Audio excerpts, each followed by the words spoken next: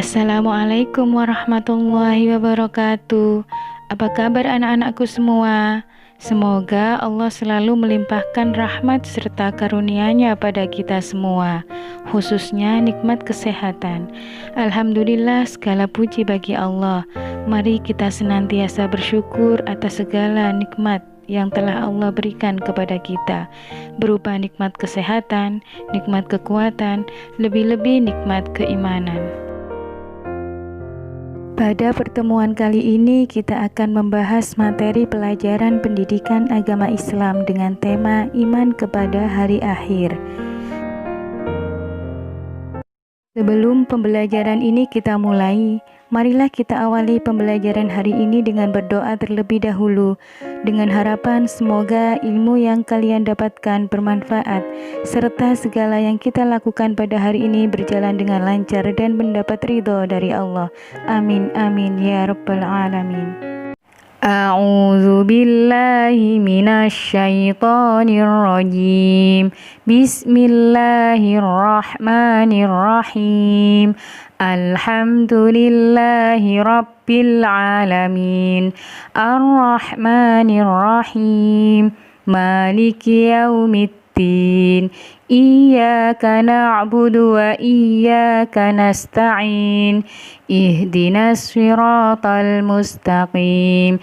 Siratal ladzina an'amta 'alaihim ghairil maghdubi 'alaihim waladdallin.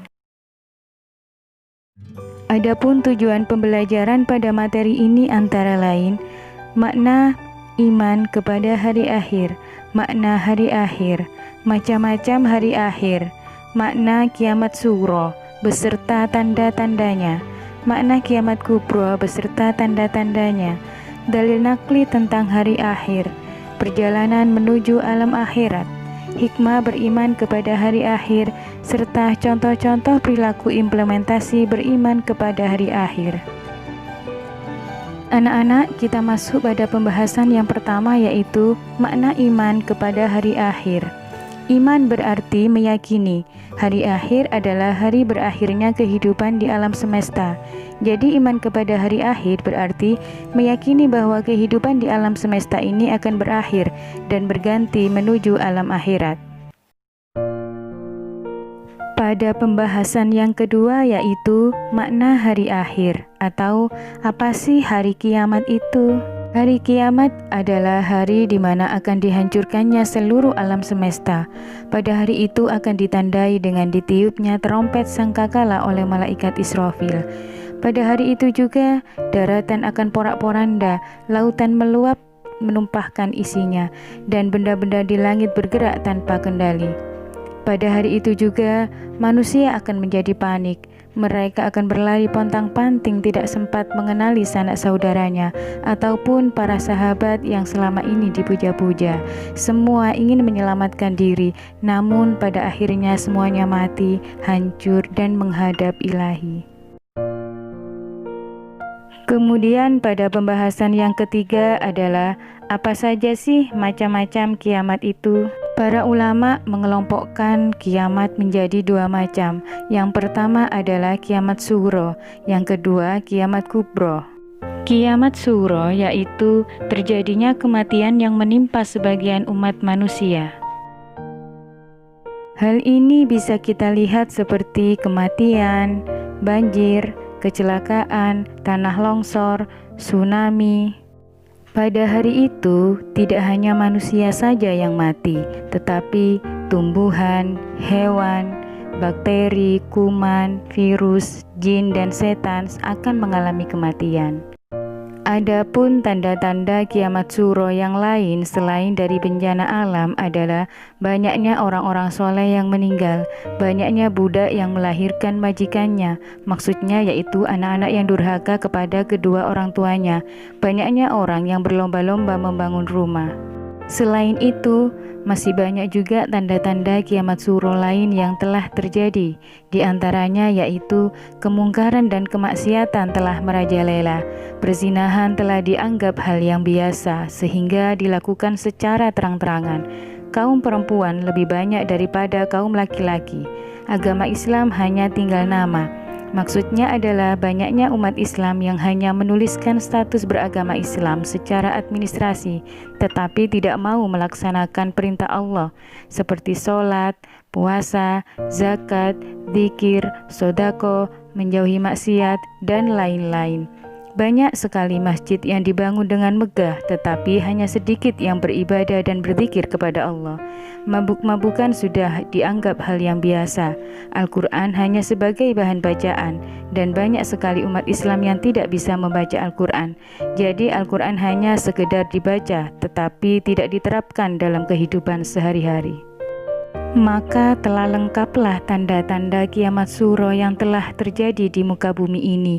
Saya yakini kalian pun juga sudah melihatnya sendiri, seperti banyaknya anak yang lahir di luar nikah, perzinahan telah merajalela, banyaknya berita bohong atau yang biasa disebut dengan berita hoax, banyaknya saksi palsu, banyaknya orang soleh yang meninggal dunia. Masjid-masjid dihias dan dibanggakan, tetapi hanya sedikit yang beribadah. Banyaknya pemimpin yang fasik dan tidak amanah. Banyaknya gempa bumi, banyaknya wanita yang seolah-olah berpakaian tetapi pada hakikatnya telanjang. Adapun makna telanjang yang tersirat adalah mereka kaum wanita berpakaian yang menunjukkan lekuk tubuhnya. Kiamat yang kedua adalah kiamat kubro atau kiamat besar. Kiamat kubro yaitu terjadinya kematian dan kehancuran yang menimpa seluruh alam. Kehidupan manusia akan berganti dengan alam yang baru yaitu alam akhirat. Kiamat kubro akan dialami oleh seluruh makhluk hidup di alam semesta. Sekarang pertanyaannya adalah, kapan hari kiamat itu? Jawabannya adalah tidak ada yang tahu melainkan hanya Allah. Bahkan Rasulullah juga pernah ditanya tentang kapan terjadinya hari kiamat. Kemudian Allah menurunkan wahyunya sebagai jawaban dari pertanyaan tersebut. Hal ini sebagaimana firman Allah di dalam Quran surat Al-Ahzab ayat 63. Yang artinya yaitu, manusia bertanya kepadamu Muhammad tentang hari kiamat. Katakanlah, ilmu tentang hari kiamat itu hanya di sisi Allah, dan tahukah engkau boleh jadi hari kiamat itu sudah dekat waktunya. Dalam sebuah hadis, Rasulullah juga pernah menjelaskan bahwasanya tidak akan tiba hari kiamat hingga banyak terjadi gempa bumi. Pertanyaan berikutnya adalah, pada hari apa kiamat itu terjadi? Dalam hal ini Rasulullah bersabda, sebaik-baik hari di mana matahari terbit adalah hari Jumat. Pada hari Jumat, Adam diciptakan. Pada hari itu dia dimasukkan ke dalam surga. Dan pada hari itu juga dikeluarkan dari surga. Hari kiamat tidaklah terjadi kecuali pada hari Jumat. Terkait tanda-tanda kiamat tersebut, Rasulullah juga telah bersabda bahwasanya tanda-tanda hari kiamat itu bagaikan marjan-marjan yang disusun atau dirangkai dengan kawat atau kabel. Bila kabel itu putus, maka sebagian mengikuti sebagiannya. Kiamat kubra memang tidak tahu kapan terjadinya, akan tetapi hal ini akan diawali dengan tanda-tandanya terlebih dahulu.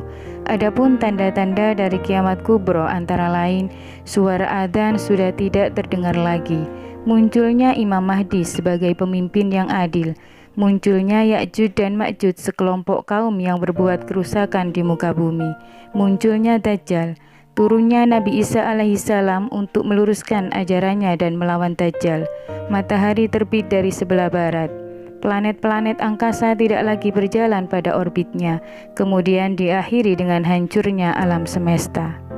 Pembahasan berikutnya yaitu tentang dalil nakli atau ayat Al-Quran yang menjelaskan tentang hari akhir. Kejadian kiamat kubra telah dijelaskan di dalam Quran surat Az-Zumar ayat 68, bahwasanya pada hari itu akan diawali dengan ditiupnya trompet sangkakala 2 kali. Pada tiupan sangkakala yang pertama, maka semua makhluk yang ada di bumi dan di langit akan mati. Kemudian pada tiupan sangkakala yang kedua, maka seketika itu mereka akan dibangkitkan dari kuburnya. Begitu juga di dalam Quran surat Al-Qari'ah ayat 4-5 dijelaskan bahwasanya kejadian kiamat kubra digambarkan oleh Allah dengan begitu dahsyat. bahwasanya pada hari itu manusia seperti anai-anai yang berterbangan, dan gunung-gunung mengeluarkan isinya seperti bulu-bulu yang berhamburan. Kemudian pada Quran surat Al-Zalzalah ayat 1-2 Allah menjelaskan bahwasannya pada hari kiamat nanti bumi akan digoncangkan dengan goncangan yang sangat dahsyat dan bumi mengeluarkan semua isinya.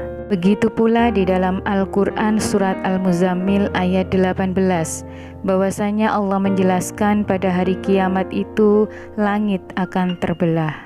Nah, anak-anakku semua, sekarang kalian tentunya sudah yakin belum bahwa hari akhir kelak pasti akan terjadi.